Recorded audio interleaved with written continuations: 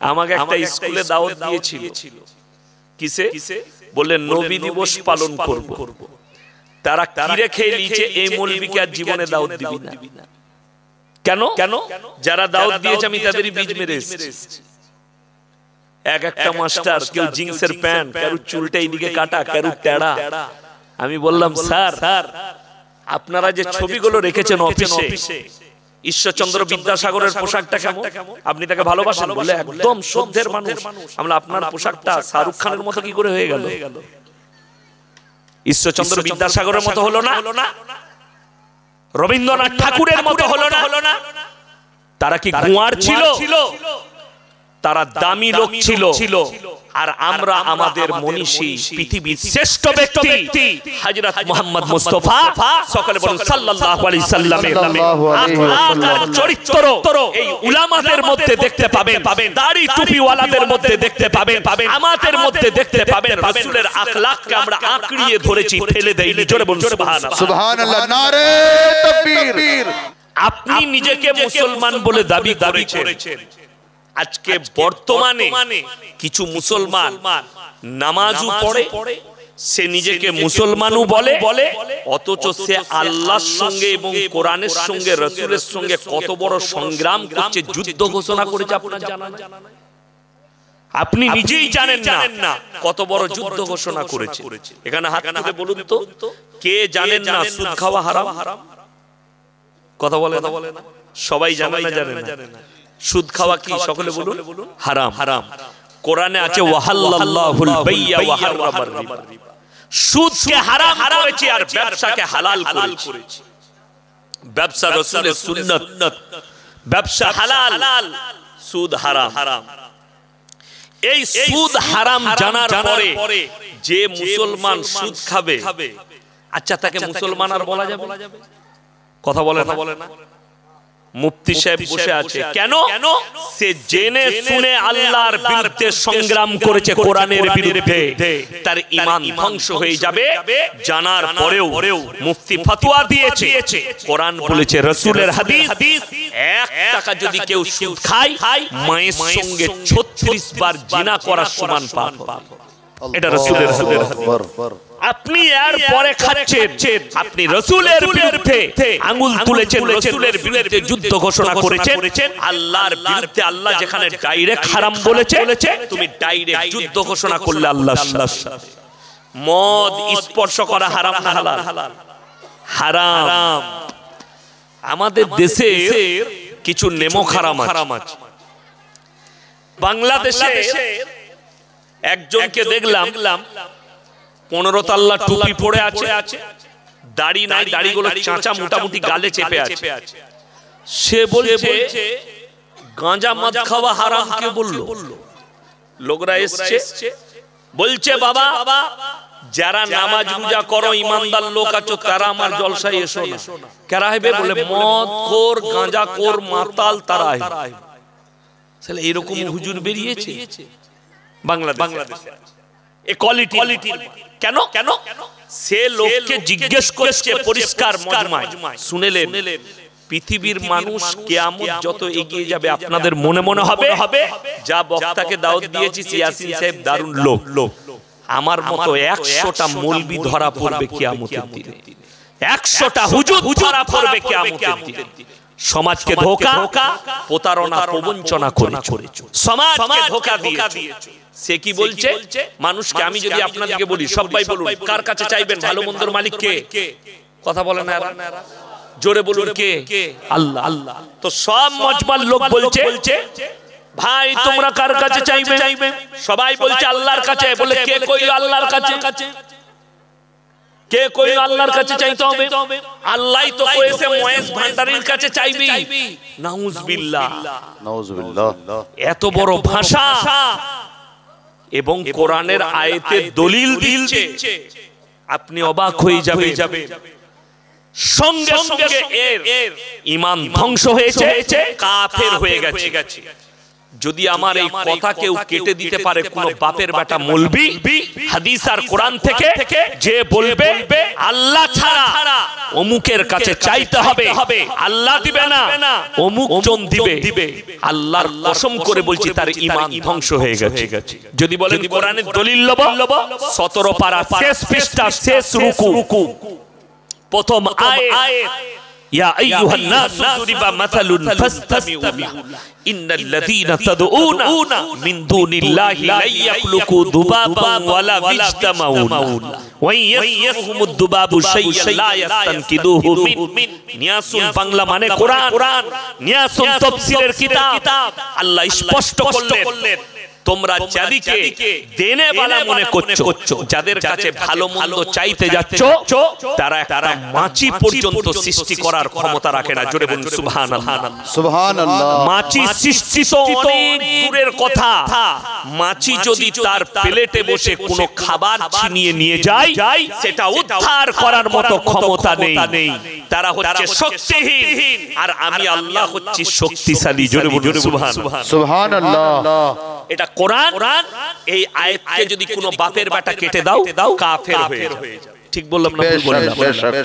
এই আয়াতকে যদি কেউ বঞ্চিত করে, আল্লাহ তাআলা এই আয়াত পৃথিবীর মানুষকে নসিহত দিয়েছে, হে মুসলমান শুনে যান। যদি মনে করেন কোরআনটা আমাদের জন্য, মুসলমানদের জন্য না, গোটা পৃথিবীর মানুষের হিদায়াতের জন্য এসেছে। যদি মনে করেন আল্লাহর নবী হযরতে মুহাম্মদ মুস্তাফা সাল্লাল্লাহু আলাইহি সাল্লাম শুধুমাত্র মুসলমানদের, আপনি ভুল ভুলে আছেন, ইসলাম বুঝা হয়নি। আল্লাহ হাবিব সাল্লাল্লাহু আলাইহি সাল্লামের জন্য বলা হয়েছে তিনি হচ্ছেন রাহমাতুল লিল আলামিন। গোটা পৃথিবীর মানুষের জন্য, মানব কল্যাণের জন্য আল্লাহ তাআলাকে রহমত স্বরূপ পাঠিয়েছেন। জোরে বলুন আল্লাহু আকবার। সুবহানাল্লাহ। শুধু মুসলমানদের নয়, যার কারণে আজকে শুনেলেন মুসলমানের কাছে দ্বীনি ইলম না থাকার কারণে, দ্বীনি শিক্ষা না থাকার কারণে, দুনিয়াবি এডুকেশন না থাকার কারণে আজকে মুসলমান যুবকরা ভুল পথে পরিচালিত হচ্ছে। এডুকেশন শিক্ষা না থাকার কারণে। এই যে বাচ্চাটাকে দেখছেন হাফিজে কোরআন হয়েছে, ইনার যিনি আব্বা আছেন আমি তিনাকে বলবো ছেলেটা যখন দর হয়ে যাবে একে কোনো ভালো কনভেন্টের এই ছেলেটাকে ডাক্তার তৈরি করুন, প্রফেসর তৈরি করুন, ইঞ্জিনিয়ার তৈরি করুন, আইপিএস তৈরি করুন। এই ছেলেটা জীবনে কোনোদিন তসলিমা নাসরিনের মতো কাফের হবে না। বেশক। জাস্টিস ইনায়েতুল্লাহ হবে না। আসাদ নূরের মতো হারাম আওলাদ তৈরি হবে। নাজিয়া ইলাহি খানের মতো হারামের আওলাদ তৈরি হবে, যারা প্রতিনিয়ত আল্লাহর রাসূলকে, দাড়িকে, টুপিকে গালি। আপনার জানা নেই, আমি বলেছি সেই দিনে জলসায় মুর্শিদাবাদে, বলছিলেন না মুফতি সাহেব মুর্শিদাবাদ মে ভি জলসা করতে। আমি 4-5 দিন আগে মুর্শিদাবাদে ছিলাম। আমি বলেছি কুত্তা 2 टाइम भोंकता है, एक तो जब पागल हो जाता है तब भौंकना शुरू करता है, दूसरी उसका मालिक जब पीछे खड़ा होता है तब भौंकना शुरू करता है। আপনি দেখবেন টাউনে, মালদা টাউনে যান, সকালবেলায় বড় লোকরা যারা ফ্ল্যাটে বাস করে, দামি ঘরে বাস করে, একটা কুকুর পেলেছে, দামি কুকুর 50,000 টাকা, গলায় পাট্টা লাগানো আছে, সেটা নিয়ে দেখবেন মর্নিং ওয়াকতে বের হয়। মালিক ধরে থাকে চেনটা, কুকুরটার সাথে যায়। কুকুর কিন্তু লোক দেখলি চিল্লায় না? আচ্ছা, রাস্তার কুকুর মানুষ দেখলে চিল্লায়? পাগল হলে তবে চিল্লায়। কেন? যে চিল্লাই না সে জানে আমার মালিক নাই পেছনে, আমি যদি চিল্লাই হয় ইট মারবে না হলে লাঠির বাড়ি খাবে। কিন্তু যার চেনটা ধরে আছে সে মনে মনে ভাবছে আমাকে মারতে পারবে না, আমার মালিক আছে। সমঝদারোं के लिए इशारा काफी है। আমার রাসূলকে যারা গালি দিচ্ছে দিল্লি, বোম্বাইয়ে বসে, গুজরাটে বসে, কলকাতায় বসে, तुम इसीलिए भौंक रही हो, या तो तुम पागल हो गई या तो तेरा मालिक तेरे पीछे खड़ा है। बेशक। आज के तहमत রাসূল সাল্লাল্লাহু আলাইহি ওয়াসাল্লামের উপরে, হে মুসলিম যুবক, তোমরা উত্তর দিবার ক্ষমতা নাই তোমাদের কাছে। কেন? না দুনিয়াবি এডুকেশন আছে, না দ্বীনি শিক্ষা আছে যে তুমি তাকে মুতর জবাব দাও। যে বলছে, যে তহমত দিচ্ছে, আমি বলেছি अगर हिम्मत है रूबी का लियाकत एक मर्तबा मेरे जैसे मौलवी के साथ बैठ के दिखा, मैं इंशाअल्लाह छठी के दूध याद दिला देंगे। बिकी हुई मौलवी से क्या बैठ रहे हो, हमसे एक मर्तबा बैठो फिर पता चलेगा अल्लाह का रसूल कौन है। ये लोग कहते हैं, नुपुर शर्मा कह रही है कि अल्लाह के रसूल ने 6 साल के आयशा से निकाह किया और बलात्कार किया। जोर से बोलिए नाउजुबिल्लाह।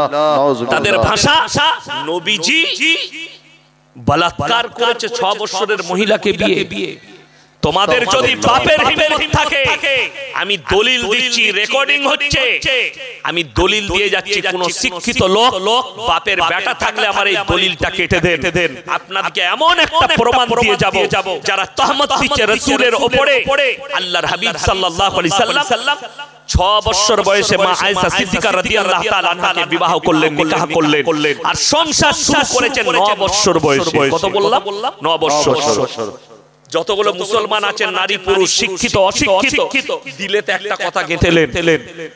উলামারাও জানেন এটা হাদিস। আল্লাহর হাবিব সাল্লাল্লাহু আলাইহি সাল্লাম যতগুলো নিকাহ করেছেন একটাও নিজে থেকে করেননি, সব আল্লাহর হুকুমে করেছেন। আল্লাহর হুকুমে। এটা সহি হাদিস, এটা মাথায় রাখবেন তহমত দিবার আগে। আমি এমন একটা দলিল দিয়ে যাব যারা রাসূলের উপরে তহমত দিয়েছে যে আল্লাহর নবী 6 বছর বয়সে মা আয়েশাকে বিবাহ করেছেন। তাদের জন্য মারাত্মক একটা দলিল আছে আমার কাছে, যারা আমাদের রাসূলের উপরে তহমত লাগাচ্ছে। আপনি অবাক হয়ে যাবেন। ঈশ্বরচন্দ্র বিদ্যাসাগরের নাম শুনেছেন? যিনি বন্য পরিচয় বইটা লিখেছেন, আমি ছোটবেলায় পড়েছি। তিনি দামি মানুষ। কি মানুষ বললাম? দামি মানুষ। প্রত্যেকটা হেডমাস্টার স্কুলের অফিসের মাথার উপরে তাদের ছবি টাঙানো থাকে। ঠিক বললাম না? বললাম। অথচ তিনার পরনে ধুতি আর গায়ে চাদর। আমাকে একটা স্কুলে দাওয়াত দিয়েছিল। কিসে? বললেন নবী দিবস পালন করব। তারা কি রেখে নিচে এই মৌলবীকে আর জীবনে দাওয়াত দিবি না। কেন? যারা দাওয়াত দিয়েছে আমি তাদেরই বীজ মেরে এসেছি। একটা মাস্টার, কেউ জিন্সের প্যান্ট, কারো চুলটা এইদিকে কাটা, কারো টেড়া। আমি বললাম, স্যার আপনারা যে ছবিগুলো রেখেছেন অফিসে, ঈশ্বরচন্দ্র বিদ্যাসাগরের পোশাকটা কেমন? আপনি তাকে ভালোবাসেন? বলে একদম শ্রদ্ধের মানুষ। আমরা আপনার পোশাকটা শাহরুখ খানের মতো কি করে হয়ে গেল? ঈশ্বরচন্দ্র বিদ্যাসাগরের মতো হলো না, রবীন্দ্রনাথ ঠাকুরের মতো হলো না। তারা কি গুয়ার ছিল? তারা দামি লোক ছিল। আর আমরা আমাদের মনীষী, পৃথিবীর শ্রেষ্ঠ ব্যক্তি হযরত মুহাম্মদ মুস্তাফা সকলে বলুন সাল্লাল্লাহু আলাইহি সাল্লামের আখলাক চরিত্র এই উলামাদের মধ্যে দেখতে পাবেন, দাড়ি টুপি ওয়ালাদের মধ্যে দেখতে পাবেন, আমাদের মধ্যে দেখতে পাবেন। রাসূলের আখলাককে আমরা আঁকড়িয়ে ধরেছি, ফেলে দেইনি। জোরে বলুন সুবহানাল্লাহ। সুবহানাল্লাহ। নারে তাকবীর, নারে তাকবীর জোর से। मौलाना यासीन साहब जिंदाबाद, इस्लाम जिंदाबाद, इस्लाम जिंदाबाद, नारे तकबीर, अल्लाहु আকবার, अल्लाहु আকবার। আমার মুসলমান ভাই, ঈশ্বরচন্দ্র বিদ্যাসাগর যেদিনে তিনি বিবাহ করেছেন, তিনার স্ত্রীর বয়স ছিল মাত্র 8 বছর। কত বললাম? কথা বলেন। 8 বছর। 8 বছর। কার স্ত্রী? ঈশ্বরচন্দ্র বিদ্যাসাগরের স্ত্রী যেদিনে বিবাহ করেন। রবীন্দ্রনাথ ঠাকুর, কবিগুরু রবীন্দ্রনাথ ঠাকুর, তিনি যখন বিবাহ করেন তিনার স্ত্রীর বয়স ছিল মাত্র 11 বছর। সব থেকে কম বয়স বঙ্কিমচন্দ্র চট্টোপাধ্যায় যেদিনে বিবাহ করেছেন, তিনার স্ত্রীর বয়স ছিল সেই সময় মাত্র 5 বছর। কত বললাম? মাত্র 5 বছর। নবীজির বিবি মা আয়েশার বয়স কত? 6 বছর।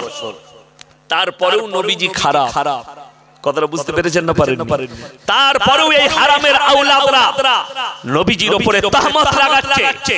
যদি হিম্মত থাকে এই মানুষগুলোর বিরুদ্ধে একবার তহমত লাগিয়ে দেখা, তোদের জবানটা টেনে ছিঁড়ে দিবে। अरे हिंदुस्तान के कुत्ता मीडिया वालों, अगर हिम्मत है तो एक मर्तबा इसके बारे में चर्चा कर लो अपने लैब।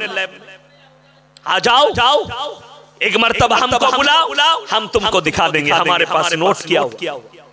শুধু এরা নয়, দেবেন্দ্রনাথ ঠাকুর তিনি যখন বিবাহ করেছেন তিনার স্ত্রীর বয়স ছিল মাত্র 6 বছর। কত বললাম? 6 বছর। নবীজির বিবির বয়স কত ছিল? 6 বছর। অথচ নবীজি সংসার শুরু করেননি, সংসার শুরু করেছেন 9 বছর বয়সে। এই যে মুফতিরা আলেমরা বসে আছে, এদিকে জিজ্ঞেস করুন, অবাক হবেন। একটা তথ্য দিয়ে যায়, মায়েরা ভালো করে শুনবেন। একটা মেয়ে 9 বছর বয়সে বালিগান করি, এটা ডাক্তার বলছে, সায়েন্স বলছে, ইসলাম বলছে। বালিগান করিবা, সেই মেয়েটার বয়স যখন 10 বছর হয়, পূর্ণ বালিগ হয়। 12 বছর বয়স হলে বাচ্চা ধারণ করার ক্ষমতা নিয়ে আসে। সেটা সরকার আইন করেছে 18 বছরের নিচে মেয়ের বিয়ে দিতে পারবে না। ওটা আপনি মানুন, এটা দেশের আইন, অসুবিধা নেই। একটু মেজরিটি হলে বিয়ে দেন, কিন্তু যদি বলেন নবীজির উপরে তহমত দাও, আমি দলিল দিয়ে ঢেকে